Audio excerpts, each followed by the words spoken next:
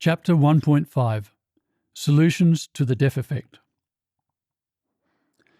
The obvious next question then is, how can the reader overcome the problem of not being able to absorb or hear discussion of the human condition so as to be able to access the incredibly relieving understanding of our species' behaviour?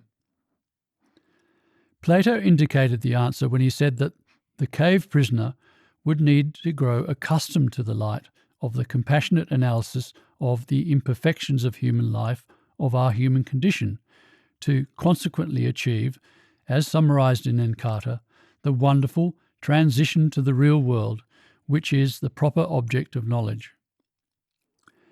And over 30 years of experience presenting the fully accountable, all-clarifying, relieving and transforming insights into human behaviour that are contained in this book has taught me that this is indeed the case, and that there are three main ways to grow accustomed to analysis of our human condition, and through doing so, overcome the deaf effect. Note: since the following three solutions for solving the deaf effect were written, I've made a video that gives a more complete description of how to overcome the deaf effect. It, with its transcript, can be viewed in video or Freedom Essay 11 on the WTM homepage. Solution 1. The first and most important method is to view the companion introductory videos for this book that are freely available at www.humancondition.com/intro-videos. In fact, such viewing is really a prerequisite, a necessity for reading this book, because in these presentations I describe the book's purpose, explain and warn of the problem of the deaf effect, escort readers through its chapters, and explain and discuss various aspects of our human condition. This familiarization process has the enormous psychological benefit of allowing you to watch someone talk openly with others about and walk freely around this historically forbidden realm of the human condition, which experience has shown will greatly diminish the subconscious fear in your mind of discussion of the human condition. As will be made very clear at the beginning of the next chapter, when the extreme extent of our fear of the issue of the human condition is revealed, our minds have been absolutely terrified of thinking about the human condition. So to see someone talking freely, happily and securely about the subject is subconsciously immensely reassuring. No one could be so at ease talking about the human condition unless the redeeming and relieving understanding of it had been found. That great breakthrough must have occurred, is the subconscious conversation that takes place in the reader's mind. The realm where the issue of the human condition resides has been such a terrifying place that for someone to be so comfortably walking around in it is extraordinarily reassuring and comforting. It is extremely helpful in overcoming the shock of having this subject of the human condition broached. Evidence of how reassuring and effective in eroding the deaf effect watching the introductory videos is that when giving introductory talks about the human condition, people, after having attended a second or third talk, often say, "That was a much better presentation this time than last time. The explanations and descriptions were so much easier to follow." The talks are virtually identical.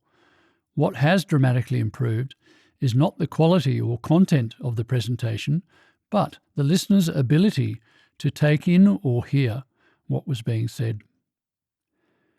So, in short, the more introductory videos you watch, the more your fear of the subject of the human condition will be eroded, and the easier you will find the book to read. The importance in watching these videos cannot be overstated. Put bluntly, you won't be able to read this book unless you watch them. Solution 2. In conjunction with viewing these videos, what also helps overcome the deaf effect is a willingness to patiently reread the text, as this further allows your mind the time to grow accustomed to description of our human condition and to start to see things in the world outside the cave of denial. Solution 3. Once the deaf effect has started to erode through viewing the introductory videos and through being prepared to patiently reread the text, and you have begun to access these human condition confronting, not avoiding, truthful understandings of human behaviour, you will find having a venue where you can participate in discussions and or watch others discussing these understandings extremely helpful. Another necessity, in fact. To cater for this need, online discussions about this new paradigm are held regularly that you can take part in, anonymously if you prefer. I have to emphasise that despite Professor Harry Prosen also warning of the deaf effect in his introduction, people typically disregard these warnings because they think the problem won't apply to them, that if something makes sense, they will be able to follow it. And yet the deaf effect does apply to virtually every reader. It's simply the reality of what occurs when the historically fearful issue of the human condition is brought into focus. To emphasise the very real nature of the deaf effect, take the following further example, this time from an online article about my 2003 book, A Species in Denial. I read it in 2005, and at the time it was not an easy read. The core concepts kept slipping from my mental grasp. At the time, I put it down to bad writing. However, a second reading revealed something the author had indicated from the outset. Your mind doesn't want to understand the content. The second read was quick and painless, and I was able then to see that the cause of the malaise of humanity is exposed, remedied, and the reader is left with at the very least an understanding of themselves, and for me something of an optimism for the future. Yes, the second read is all important. And regarding this last point about being left with an optimism for the future, Plato also emphasised just how relieved the cave prisoner would be to be free of his old human condition avoiding, dishonest existence by saying that once he had become accustomed to the light, when he thought of his first home and what passed for wisdom there, and of his fellow prisoners, don't you think he would congratulate himself on his good fortune and be sorry for them? The following are some other quotes you can search online that reveal this sense of good fortune, of being able to access understanding of the human condition, and of finally being in the position to make sense of human existence. If Plato and Aristotle were alive and read Griffith, they would die happy men. And we don't have to put up with not knowing anymore. And tears stream down my face, so overcome have I been by this book.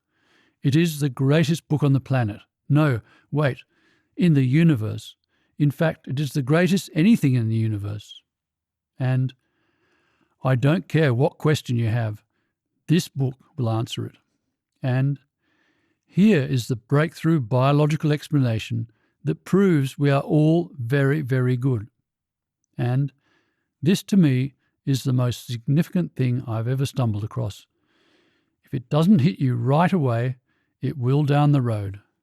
And, words are too limited for this.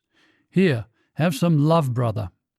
And this book is why I'm alive enough to scribe to you. Joy and love to you all. So once you listen to the introductory videos and patiently reread the text, you'll be astonished to discover that the fog does begin to lift, that what is being presented does begin to make extraordinarily accountable sense of human behaviour. This process of illumination is palpable in this additional extract from Brian Carlton's interview with me, which can be viewed at www.humancondition.com/Carlton-video. I remember when I first read one of your books, I went through a stage where I couldn't quite get my head around it. I got about half of it, and it was a little confusing and a little dense, but I didn't give up. And in time, your explanations did start to become clear, and it made a hell of a lot of sense to me. The process of stripping off the denial is the difficult part, but once you've done that, the answers become glaringly obvious. It's an intellectual epiphany.